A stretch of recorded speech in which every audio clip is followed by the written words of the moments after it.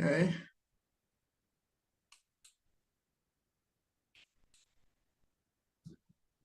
Welcome everyone to our new series, Journeys Through the Books of the Prophets. We began last week the book of Joshua, the book of Yehoshua. And we got through the first two chapters, and we will be continuing tonight.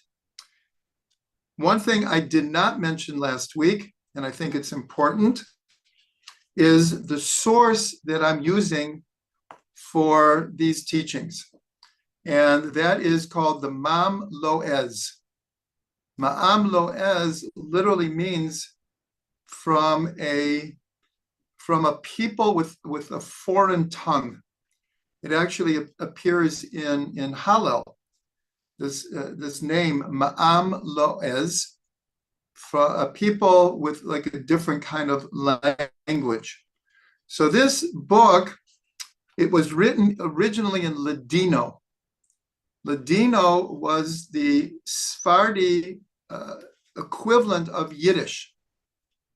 In other words, Yiddish is a combination of Hebrew and German. And then it morphed into Yiddish. So by the Sephardim, they had a similar thing between Spanish and Hebrew, and it's called Ladino. It is not used that much right now, but the Jews of Spain at one point were one of the greatest Jewish communities in the world.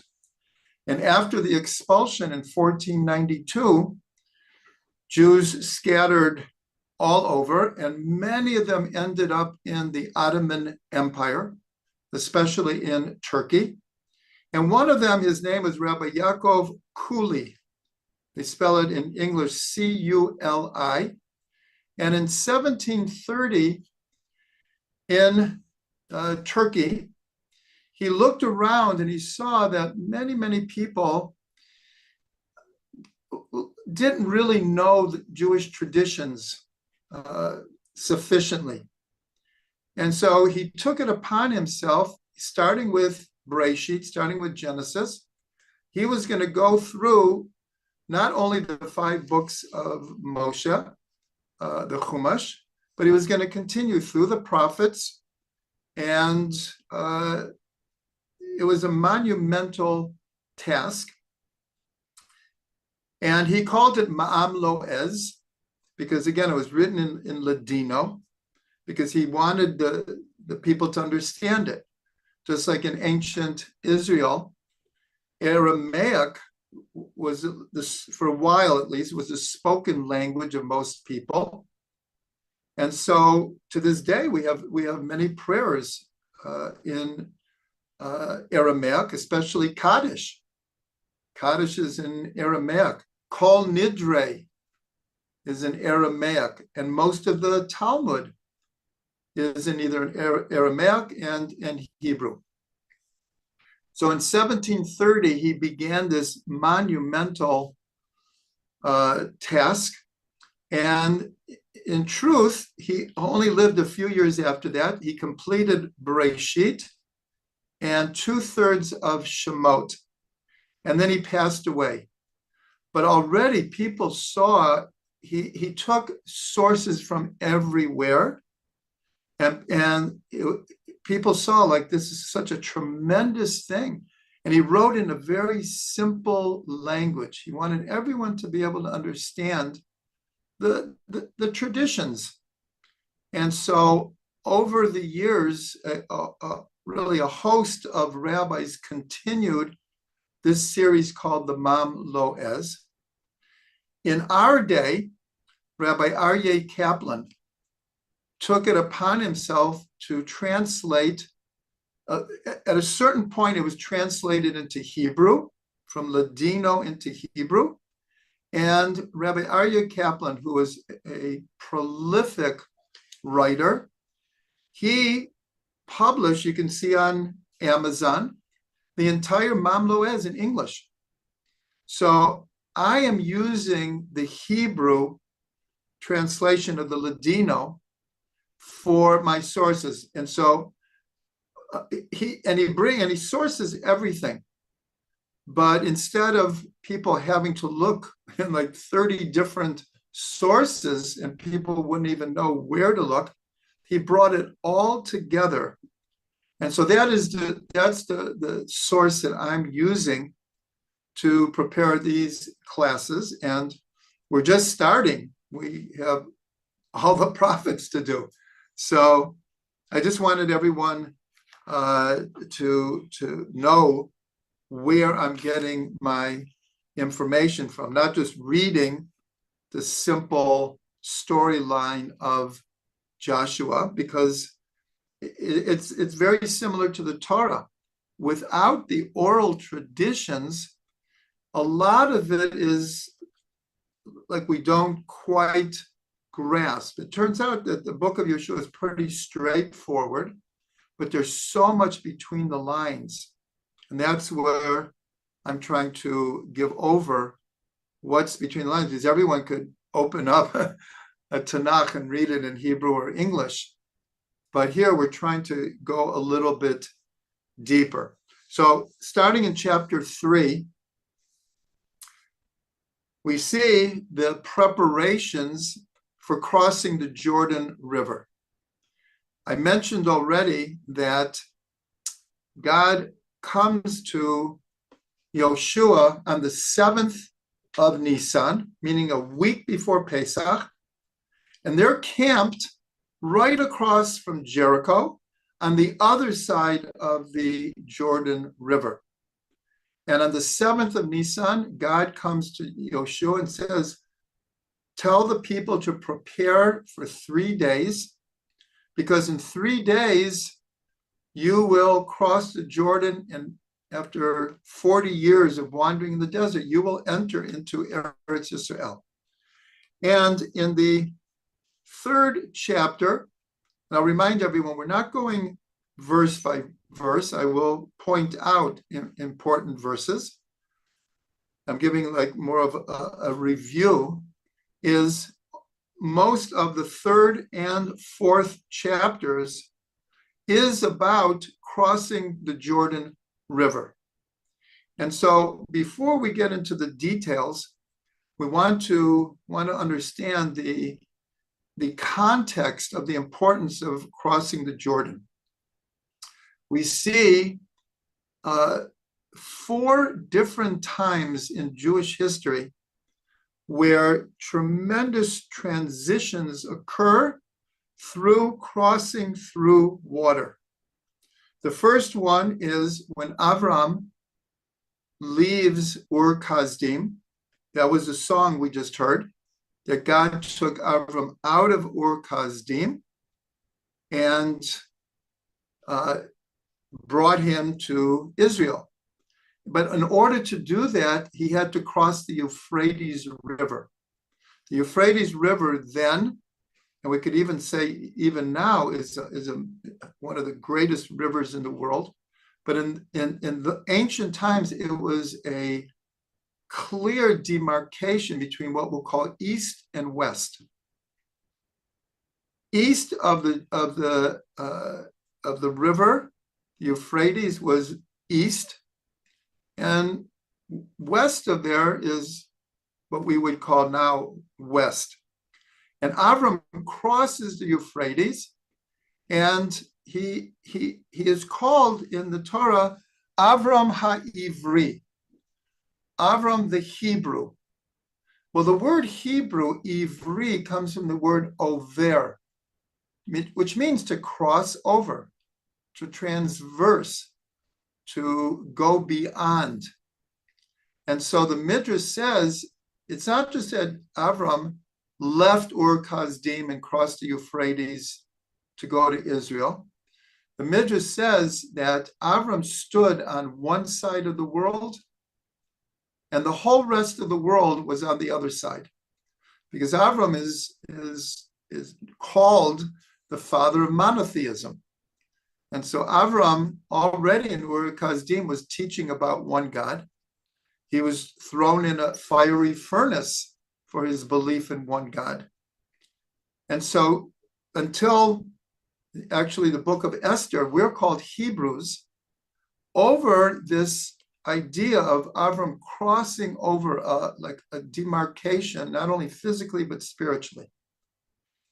The second time is when Yaakov fights with the angel, and he receives the name Yisrael.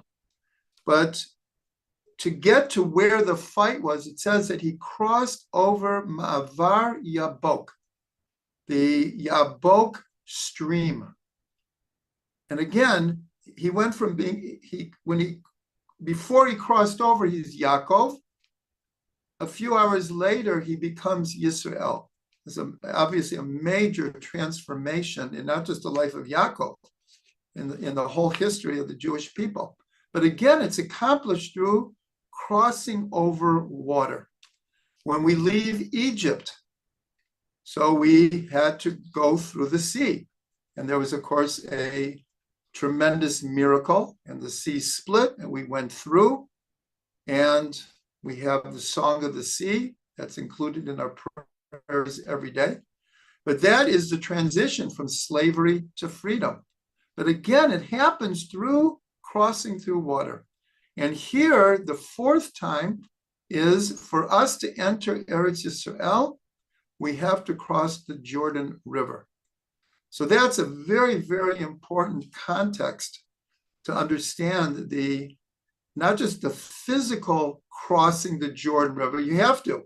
The Jordan River divides between what today we would call Jordan, or actually Syria and Jordan.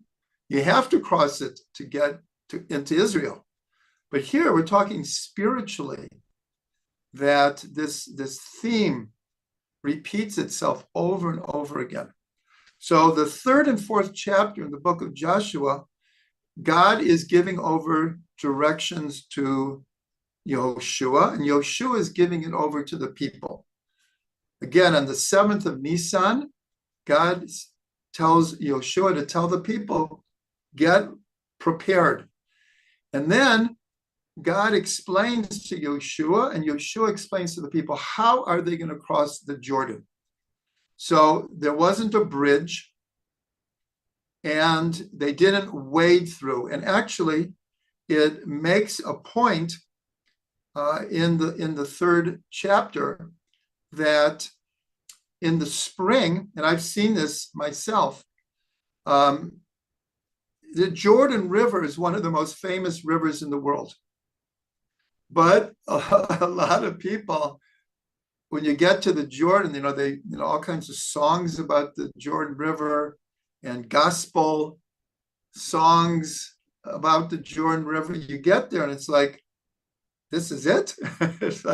It's really a relatively small river. So I'll mention Colorado. Again, I'm looking right at Scott. There's probably, I'm just guessing, probably 1,000 rivers in Colorado alone that would dwarf the Jordan River. Minnesota is 10,000 lakes. So a lot of people get to the Jordan, it's like, this is it. But it points out in the spring, parts of the Jordan can be like a raging river because all the snow is melting from the Mount Hermon. And it actually mentions in Yehoshua that in the spring it flows over the banks. It can be, if there's a lot of snow that year, it can flood over the banks. So crossing the Jordan River in the spring, they couldn't wade through. There was no way they could wade through. And so the Gemara discusses this, that, and God says, here's the procedure. That, and I do have to mention something for those who are following and reading this in Hebrew or English. And I'm not going to get into all of the details, but here, this is like one of the places, the Mamlo is, when you read this, sometimes you get the feeling like, is this in the proper order? And the Mamloes points out that sometimes, like a sentence that will appear, let's say in chapter 4, we would have expected it already to be in chapter 3. And other things are what's called ein mukdam v'muchar b'Torah. There's no an absolute chronological storyline in the 5 books, and also here. So I'm just summarizing that the idea would be that the Kohanim would take the Holy Ark, and when they would get to the Jordan, and all of the people were behind them, and when the Kohanim would put their feet into the water, just their feet, and this is really an important point, it's not like the Jordan split. That's like the Reed Sea. Because the sea, it wasn't flowing. Here, the Jordan is like I said, it could be a raging river in the spring. So it's not like it split. What happened, and in the Talmud, and we have to take this with a grain of salt, but the text makes very, very clear that the water was not split, but it became like a wall. As soon as the Kohanim, who were carrying the Holy Ark, put their feet in the water came up to where the Kohanim were, and then like a wall of water started to ascend. And the sages come up with astronomical heights that this wall of water reached. And what happened is, because it was the Holy Ark, that the people were 2,000 approximately 3,000 feet behind, or we'll say, I'm not sure with a kilometer what that would be, but it was a good half mile to 3/4 of a mile behind until the water started ascending. And then once that happened, all of Israel crossed the Jordan, and the Kohanim were standing in the water where the water was with the Holy Ark. And everyone crosses through. And part of this whole procedure, and again, it's not so easy when you read the text to understand exactly the order, but God says to Yehoshua, pick 12 men, one from each tribe, and when they are crossing the Jordan, each one of them should take a huge stone. This also was quite miraculous, and put it on their shoulder and carry it to the place that they would camp that evening. And that place was called Gilgal. This is a very, very famous place in the Tanakh, Gilgal, which is right across from Jericho. And so they took these 12 stones, and so God said this was obviously a miracle. In the Gemara, they say that the miracles of crossing the Jordan River were even greater than crossing the Reed Sea. This idea of this wall of water, which we can hardly even imagine what it's describing here. It's like, supernatural or miraculous is like a tame word for what might have caused this to happen. Nonetheless, this is what happened. And they all crossed the river. And it points out, as we did before last week, it was on the 10th of Nisan. Remember, on the 7th of Nisan, God says, prepare for 3 days. They cross on the 10th of Nisan, and we mentioned last week, the 10th of Nisan is the first Shabbat HaGadol, when in Egypt we took a lamb into our house, and that was the lamb that we slaughtered and put the blood above the doorpost and the lintel, and that was the first Korban Pesach, that lamb which was taken on the 10th of Nisan. So here, the instructions to leave Egypt were on the 10th of Nisan, and here we're 40 years later, we're crossing into Israel on the 10th of Nisan.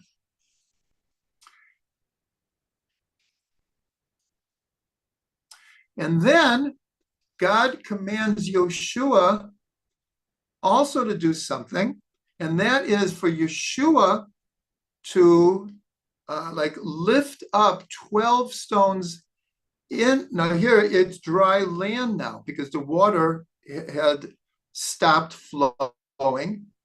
And God said, stand up 12 stones in the riverbed itself. And here, these 12 stones and the 12 stones that were taken to Gilgal.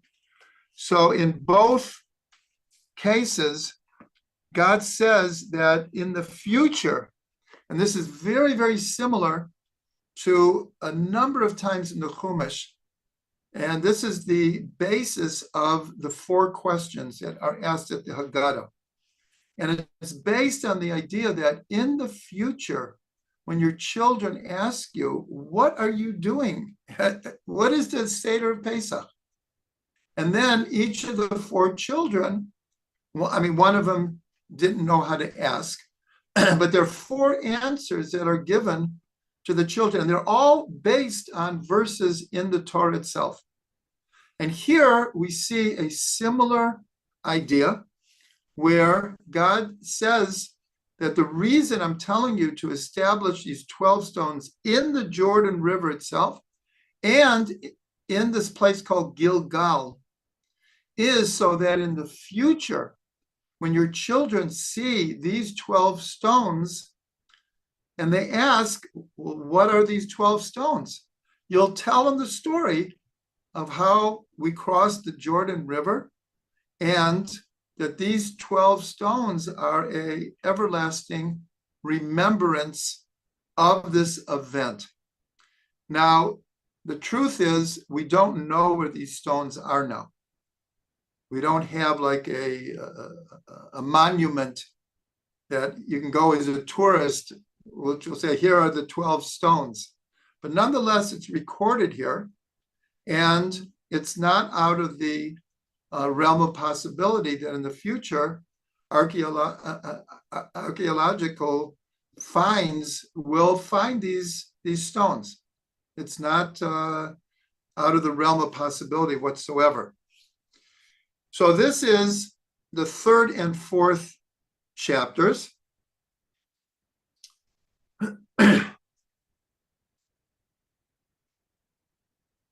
So that is pretty much a review. Now I want to go a little bit deeper, though. That's like the storyline. And so the Mam Loez points out that it's usually the Levim who carry the Holy Ark.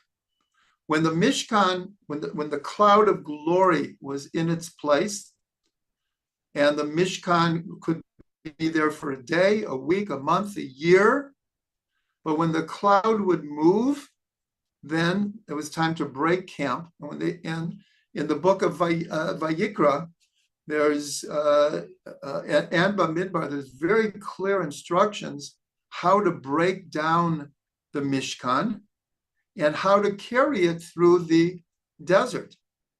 And it was the Levim who carried the Aron Kodesh from place to place.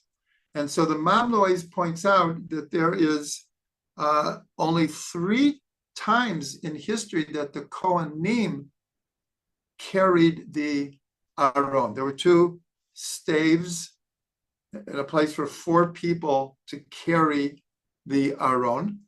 So here is actually the first time that the Kohanim were appointed to carry the Holy Ark. The second time, and we're going to get to it maybe even tonight, is when we surrounded Jericho for 7 days. We're going to get to that. Again, the Kohanim were instructed they would be the ones to carry the Holy Ark around. And the third time was when Shlomo HaMelech, King Solomon, dedicated the first temple. And there too, the Kohanim were privileged with carrying the Ark during that process of inaugurating the temple. So here, when you read it, that the Kohanim are carrying the Aron, it was a very unusual event in Jewish history.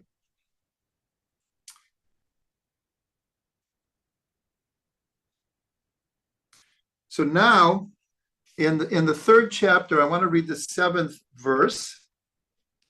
This is a very, very important one. So, Vayomer Hashem el Yehoshua. So God says to Yehoshua, Hayom hazeh achel gadlecha be'enei kol Yisrael. On this day, this is the day that they're going to cross the Jordan, I will make your name great in the eyes of all of Israel. Asher yedun ki ka'asher hayiti im Moshe ehyeh imach. So they will know that just like I was with Moshe, I will be with you. So this is very important. Last week, we talked extensively about the transition from Moshe to Yehoshua as the leader. And here, God is, in a certain way, helping Yehoshua out. Because you can imagine, Moshe has been leading the people for 40 years. They don't know really another leader. And here is Yehoshua just a month after Moshe passes away. Now Yehoshua is going to lead us into Eretz Yisrael and the whole task of conquering Eretz Yisrael. So here God comes and he's alluding to the fact that a good part of this miracle that's going to happen with crossing the Jordan is I'm going to help you be established in the eyes of all of Israel, that I will be with you just like I was with Moshe. So this is a very, very, very important idea here, is that, and we see from the rest of the book of Joshua, the people had total trust in Joshua. That once they crossed the Jordan River, he was established as God is in touch with him. God is revealing to him, and he knows how to lead. He knows what to do. So that verse is a very, very important verse. And then in the 4th chapter, this is something we mentioned last week already. If you remember that Joshua reminded the 2.5 tribes that had wanted to settle on the other side of the Jordan. And this is at the time of when Moshe was the leader. And Moshe said, you're going to stay on the other side of the Jordan while your families, all of Israel crosses over and has to conquer the land, and you're going to stay there. And he worked out with them that they agreed and promised that they would go with all of Israel and fight the wars of conquering Eretz Yisrael. And then they would return to the other side of the Jordan. And as we mentioned, as we mentioned last week, even in the Balfour Declaration in 1920, England's original intent that the homeland of the Jewish people would include what we call Israel today, and the entire country of Jordan would have been included in what was Israel. So here, as they're crossing the Jordan, so Yehoshua tells these call them foot soldiers, and it mentions the number. There were 40,000 soldiers, we'll call them soldiers from these 2.5 tribes that they crossed over first in order to emphasize this promise that they had made. So they were the first to actually cross over. Now, going back to this verse that we just read, the 7th verse of the 3rd chapter, so this is very similar to once we crossed the Reed Sea, before we began to sing the song, and again, this is included in our prayers every day. So it says that after this tremendous miracle of crossing the Reed Sea, it says, V'yaminu b'Hashem u'Moshe avdo. And the people believed in Hashem. They saw this tremendous miracle, and in Moshe, his servant. Meaning, very similar, that the miracle of crossing the Reed Sea, you have to remember, Moshe came back to Egypt like as a stranger, with telling them, God has appointed me to bring you out of Egypt. And then the 10 plagues started. And so it was a process of Moshe becoming the leader of all of Israel. He was missing from the scene for 40 years. And so when we crossed the Reed Sea, so it says, and the people believed in Hashem and in Moshe, his servant. And that's very similar to what we just read here, that God says to Yehoshua, today I will make your name great in the eyes of all of Israel. And so it's a very similar process of, in a certain way, God helping out, because Moshe was God's appointed leader, and Yehoshua was God's appointed leader. Because when God told Moshe, you will not be able to bring the people into Israel. So Moshe said, we can't have a flock with no leader. And God said, choose Yehoshua. So it was God who chose Yehoshua. But again, the people had to believe this, had to have confidence in this.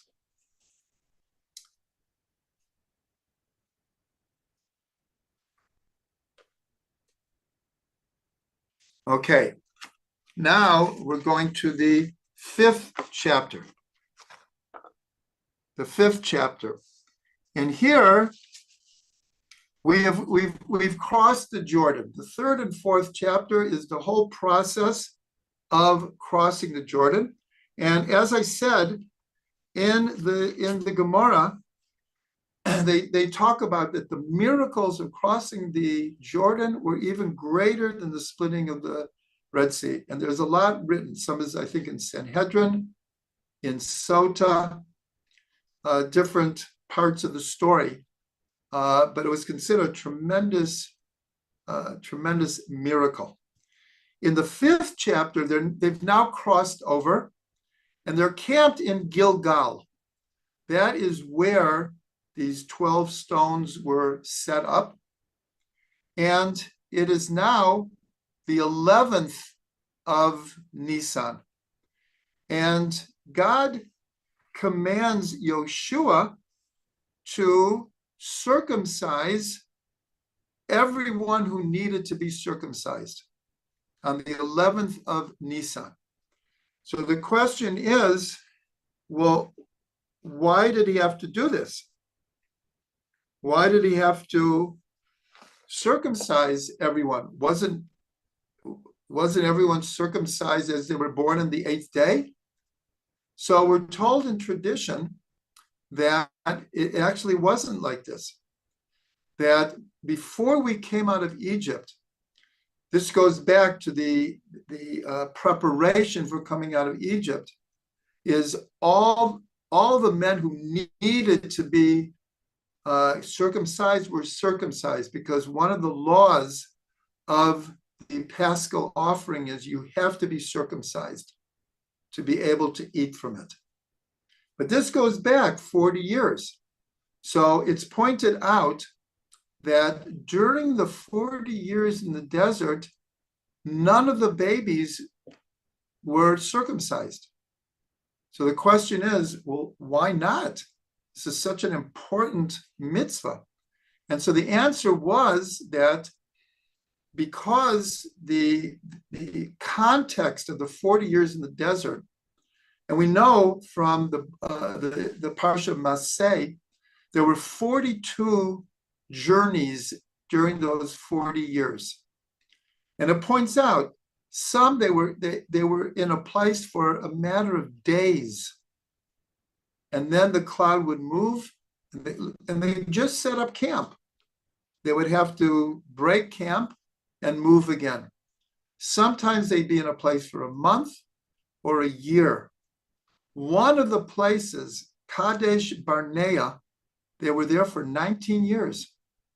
But they never knew, there was no pre-warning.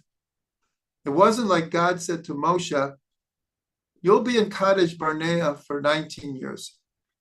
Part of the whole experience in the desert, and we're going to see the connection very soon, is the same teaching of the manna, the man from heaven, the bread from heaven, is it came every day, and you couldn't save it. If you took more than your portion for your family or per person, it would rot. And this engendered a trust in God that God would provide every day. And so the same thing, they never knew how long they would be in a place. And so circumcision it's an operation. It's an 8-year-old child.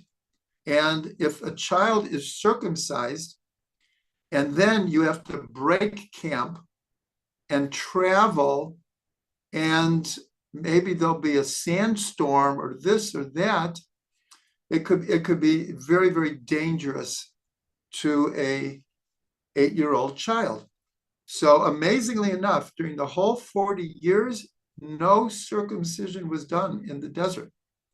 And so that's why the beginning of the 5th chapter is that God commands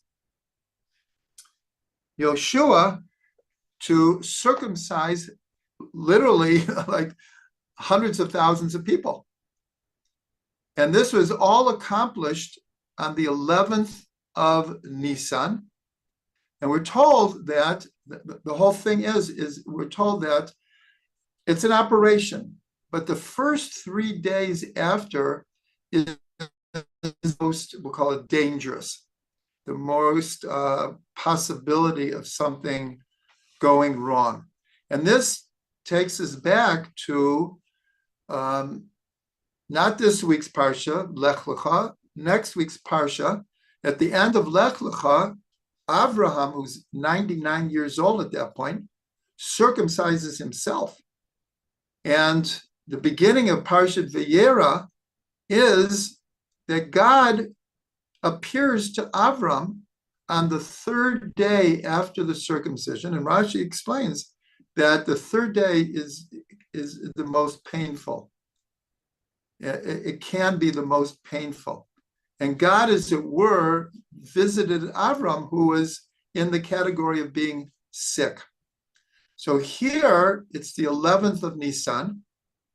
And as we're going to see, on the 14th, they brought the Korban Pesach. And they kept Pesach. But they had to be circumcised, or they wouldn't have been able to eat from the Korban Pesach. And so in the 5th chapter, the first 12 verses is about their being circumcised, and they're keeping that Pesach.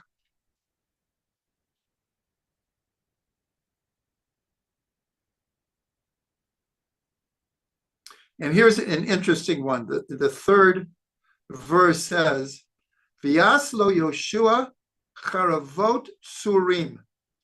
and that Yehoshua made flint like knives, like for a circumcision.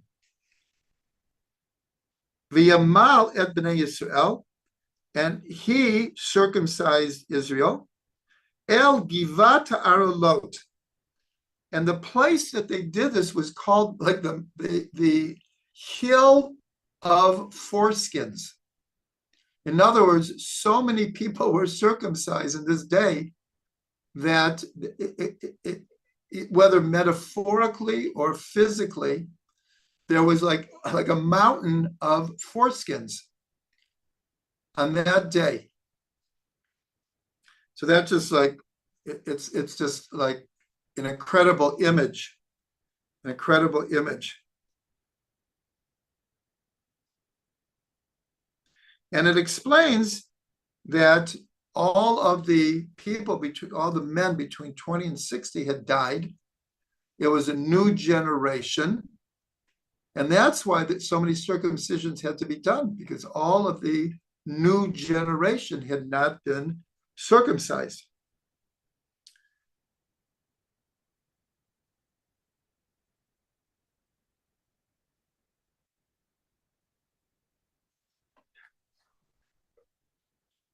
Okay, so then in the 11th verse, so it says like this.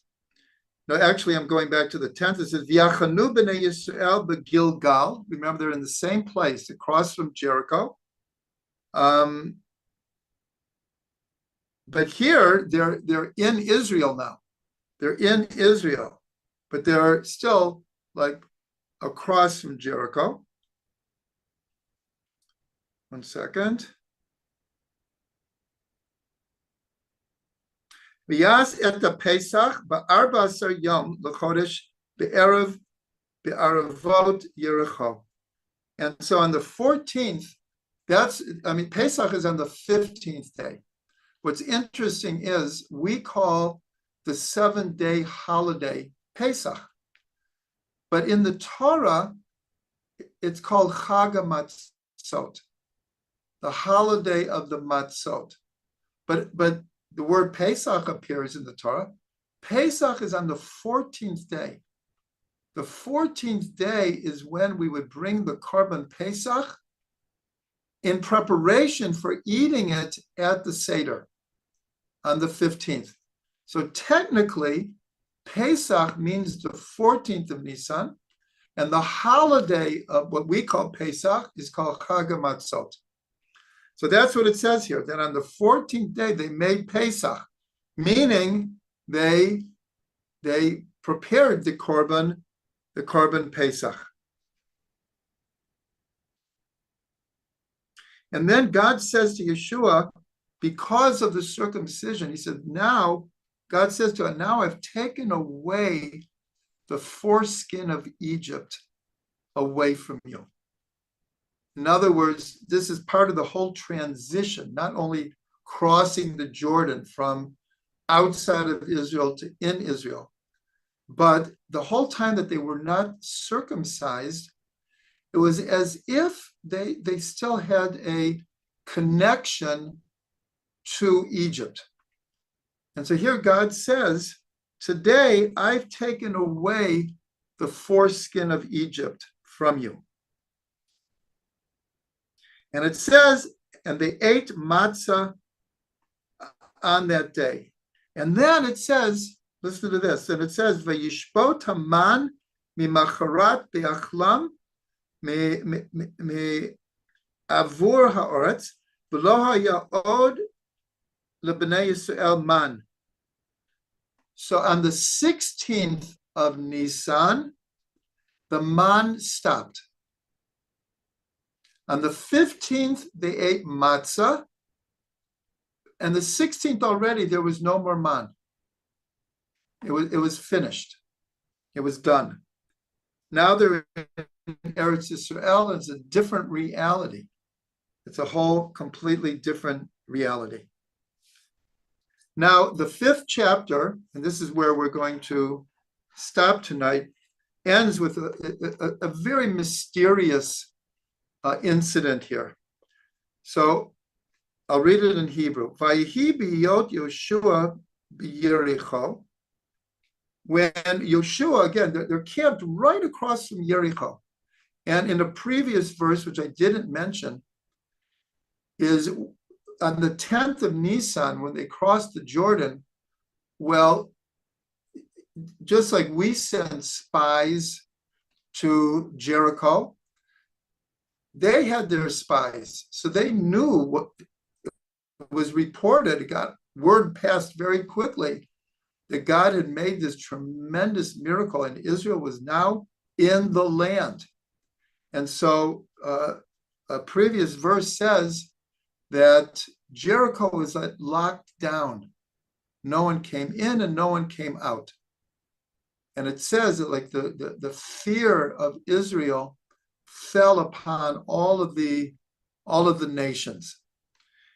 So here they're about, we're not going to get into it this week. That will be for next week, the whole story of Jericho. But here it ends with saying that Yehoshua was by Jericho, v'yisainav v'yar hine ish omed lenegdo. And let's say he's looking in a certain direction, and all of a sudden a man appears. Just like he didn't see him before, just appears. The charbo shlufa b'yado, and he had like a turning sword in his hand. V'yalech Yehoshua alav v'yomer lo. So Yehoshua went up to him and said, Halanu ata im l'tzari, are you for us or against us? In other words, he didn't quite understand what was happening here. He began to understand, like, it can't be a regular man, because I was just looking here and he just appeared. He looks like a man, but he must be an angel. And is this the sword, are you for us or against us? That's what he asked him. V'yomer lo, ki ani sar tzava Hashem. So he answered him, I am a prince of the host of God. Ata bati, and only now did I appear to you. Vayipol Yehoshua al panav arza v'yishtachavu yamar lo ma adoni medaber el avdo. And Yehoshua fell on his face, and he said to him, like, what do you want from me? Why are you here? What do you have to tell me? And so the Vayomer Sar Tzava Hashem El Yehoshua, Shal nalcha me'al raglecha, ki hamakom asher ata umed alav kodesh hu, v'yas Yehoshua kain. And so the angel says to Yehoshua, take the shoes off your feet, because the place that you're standing is holy. And second,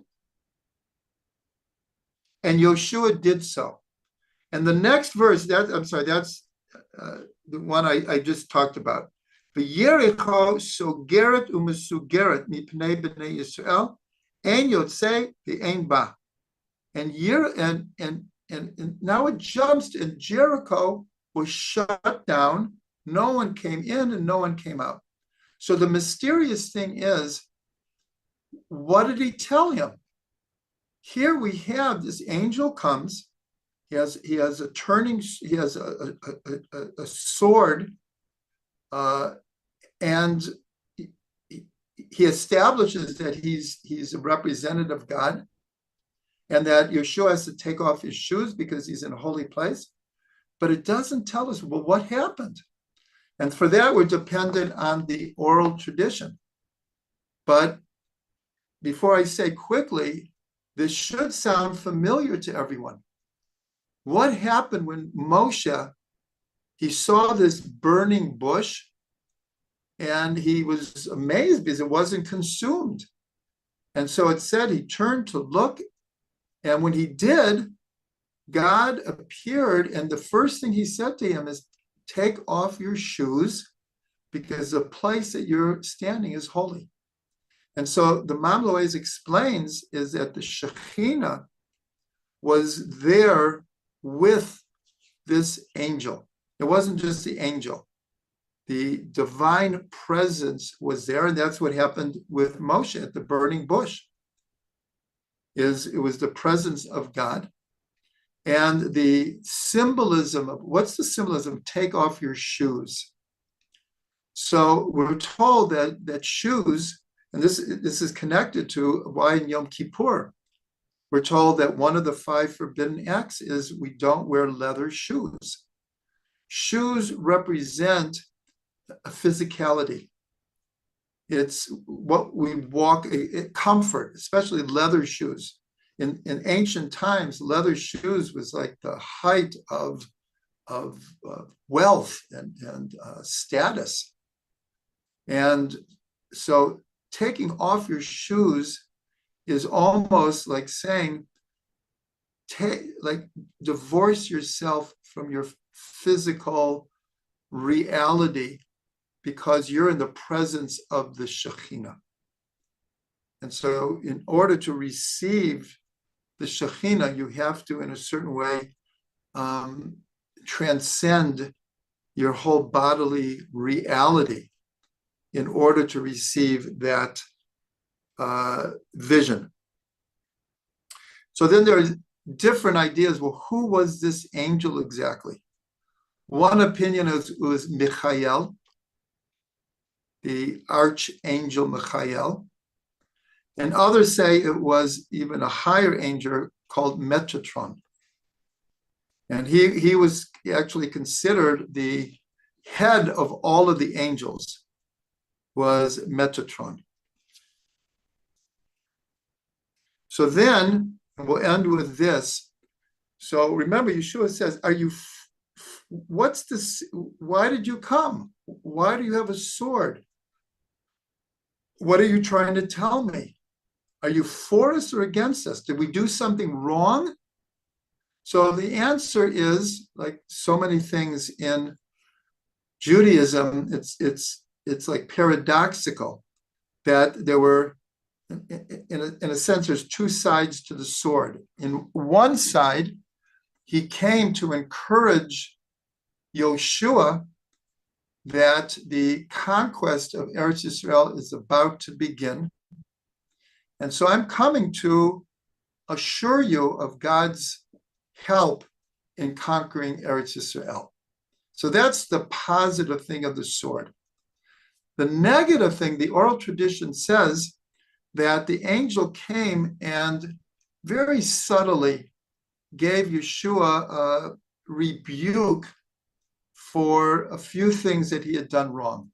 What did he do wrong? Is after they crossed the Jordan, they didn't learn Torah that night. They felt like, whoa, just this incredible miracle just happened, and we're setting up these stones, and it's almost time for Pesach, and people like forgot about being involved in Torah. And if you remember, all the way back in the first chapter, when God tells Yehoshua, I will be with you, but make sure that the words of Torah never leave your lips, and be involved in Torah Yom V'Layla. If you remember, that's in the first chapter. And so here, the angel was saying, you kind of forgot about that. The other interesting thing is, and this gets to a question that we had last week, and here we can answer it somewhat, is Yehoshua didn't put the ark back into the Holy of Holies where it was kept. They were on the move, but he left it out. And the tradition is that if the ark is not in its place, then it's forbidden for husbands and wives to be together intimately. And so the angel came and said, you didn't put the ark back, and therefore you nullified the mitzvah of being fruitful and to expand and have children, be fruitful and multiply. So this was like the subtle rebuke to Yehoshua. So here, the question last week, I think it was Amy asked, was Yehoshua married?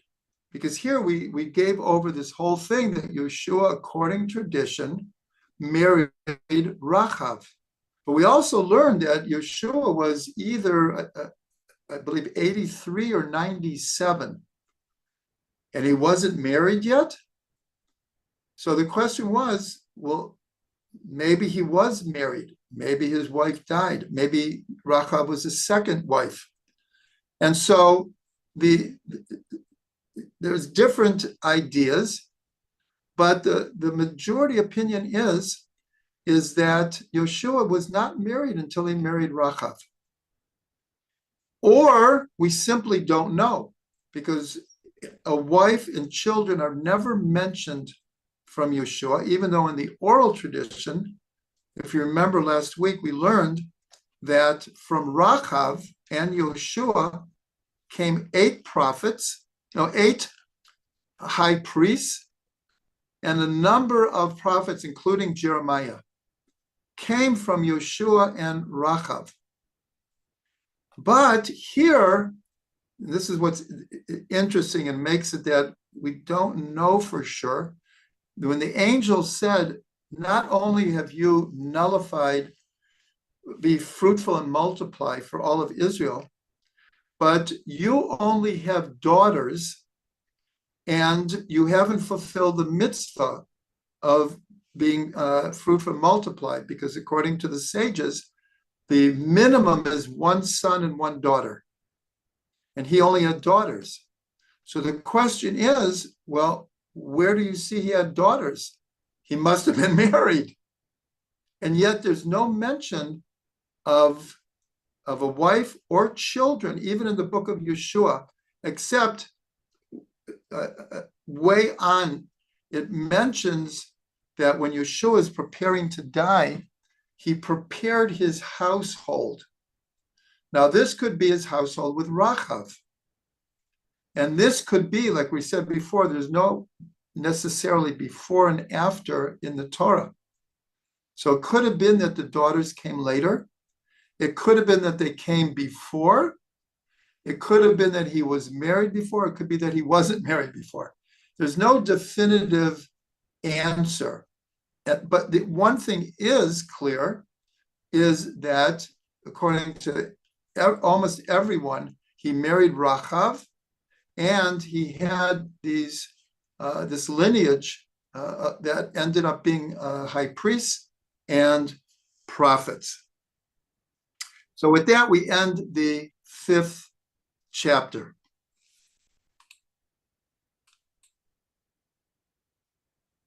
Okay, now, if you remember, I stopped the recording, and now I'm going to begin immediately doing our short review of the Haftarah.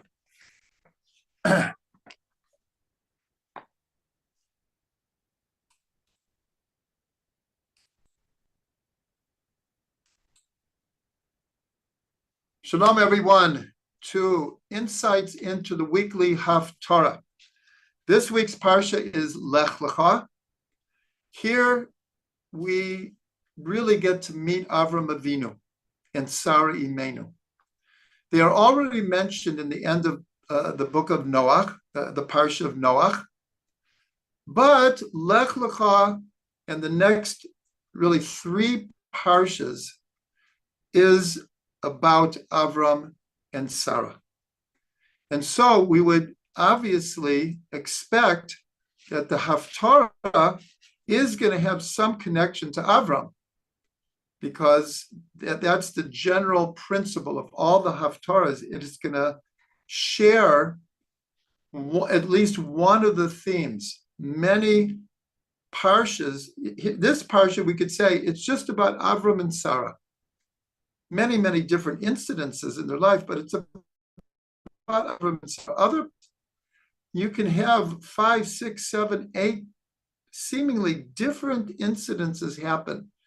And the Haftorah is only going to pick one of them to connect with. But here, the major theme is Avraham. And so the Haftorah is from the book of Isaiah, the beginning in the 40th chapter, the 27th verse, and it goes to the 41st chapter to the 16th verse. And what's interesting here is that over and over in this prophecy from Isaiah, God is referring to all of Israel as Jacob, as Yaakov.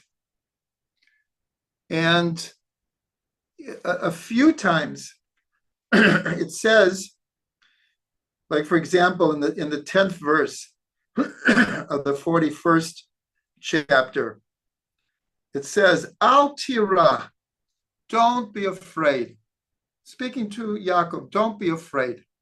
Later again it says, fear not, weak Yaakov, people of Israel, for I will be your help. So this whole Haftorah, this prophecy of Isaiah, is very, very much about God strengthening Yaakov and Israel, meaning all of Israel. But there are two references to Avram, two very important references. The first one is in the 41st chapter. So it says like this.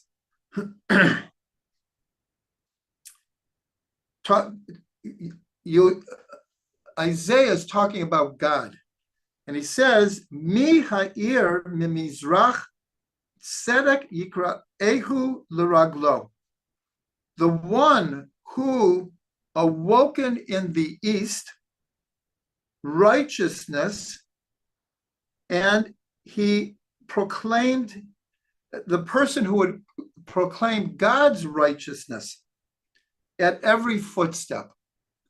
And so the commentaries say, who is this talking about? Avram. And what's interesting, because we learned this in the book of Yehoshua, that the Euphrates divided between the east and the west. And so here, that's the reference to Avram. It says, who aroused from the east, who would proclaim God's righteousness? That is Avraham. And then later, one of the main ideas, it says like this.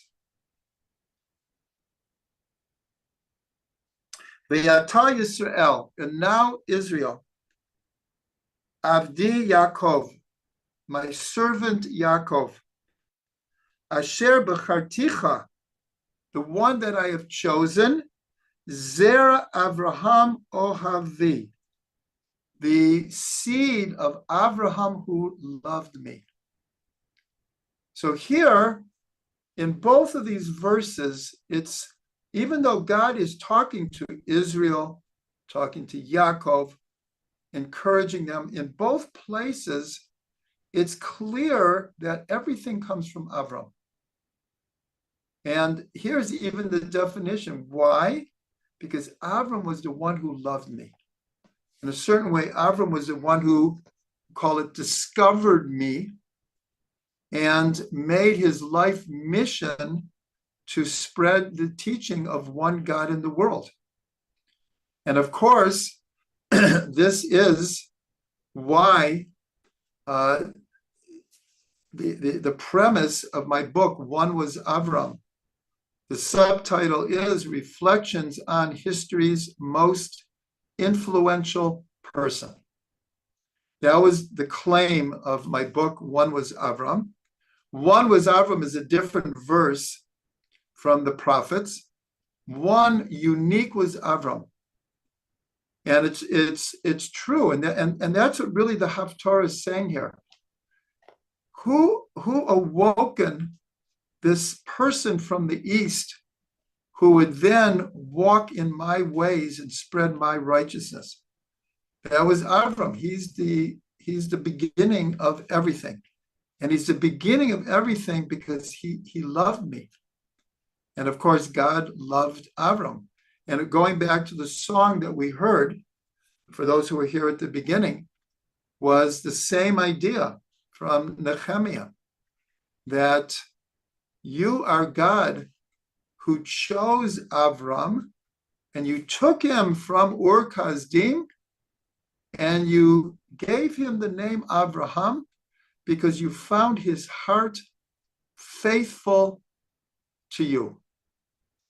And so that was the Haftorah that the sages picked out for this parsha, because it all begins with Avram. And we'll put in Sarah also. Sarah was an equal influence. But here, the emphasis is on Abraham.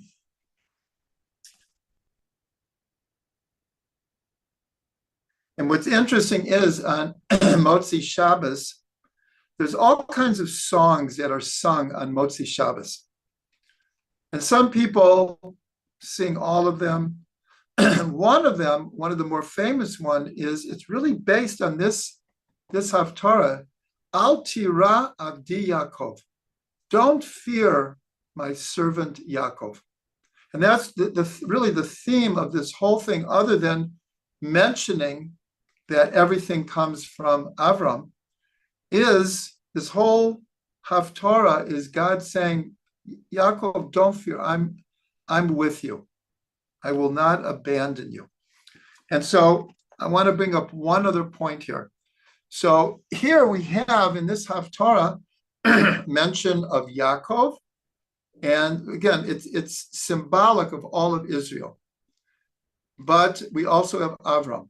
So what's the connection between Avram and Yaakov on a deep level? On a simple level is, without an Avram, you wouldn't have a Yitzhak and Yaakov. So Yaakov is Avram's grandson, and obviously there's a connection. But there's a Zohar that says like this: when Avram was taking Yitzchak to Akedat Yitzchak, and it says that he traveled for 3 days. You can imagine the existential turmoil Avram was in. Because on one hand, God had promised him that he would have a child, and he waited till he was 100 years old. And then God assured him on a number of occasions that Yitzchak will carry on the tradition. And then God comes and says, take Yitzchak and offer him up on Har Moriah.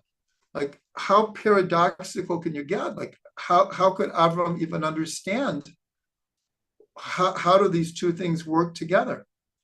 And so he is walking towards Har Moriah, and in the text it says, and it was on the 3rd day that Avram lifted up his eyes and he saw the place from afar. Meaning, and for those people who have been to Jerusalem, it's called the Tayelet.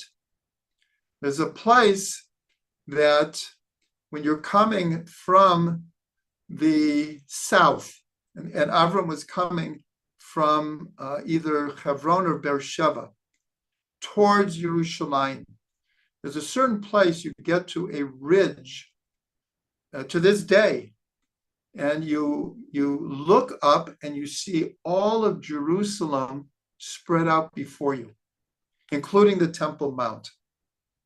And so we're told that this is exactly where Avram says he lifted, on the 3rd day, he lifted his eyes and he saw the place from afar. So the Zohar says, what does this mean more than just a physical description of what happened here? So the Zohar says, the 3rd day, this is Yaakov. Avram, Yitzchak, Yaakov. Yaakov is the 3rd.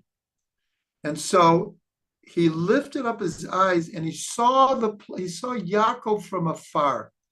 He had this vision that it wouldn't end with Yitzchak. He came to understand that he would take Yitzhak up and they would go through, call it the motions, but deep down inside, he came to understand there's no way that God is going to actually have me do this. And of course, that's how it turned out. And I invite everyone in Orchard of Delights in next week's Parsha, not this week's Vayera, there's a piece called The Silence of Avraham. And it's a very, very important piece to try to understand why didn't Avram say anything to God? This is the same Avram who pleaded for the evil people of Sodom. And here he doesn't say a word to, as it were, convince God that you can't really command me to do this. He doesn't say anything. But if you look in the Orchard of Delights, it answers why that was. And part of that is he lifted his eyes on the third day and he saw the place from afar, meaning he saw in the future that there would be a Yaakov. And then he understood that the Akedat Yitzchak would not happen in a physical way. So that's a deep understanding of the connection of this Haftorah of mentioning, because it says Yaakov, remember it says, V'yata Yisrael, Avdi Yaakov, and now Israel, my servant Yaakov, Asher Becharticha, that I have chosen, Zera Avraham Oavi. You're the seed of Avram who loved me. So here is this deep connection between Avram and Yaakov.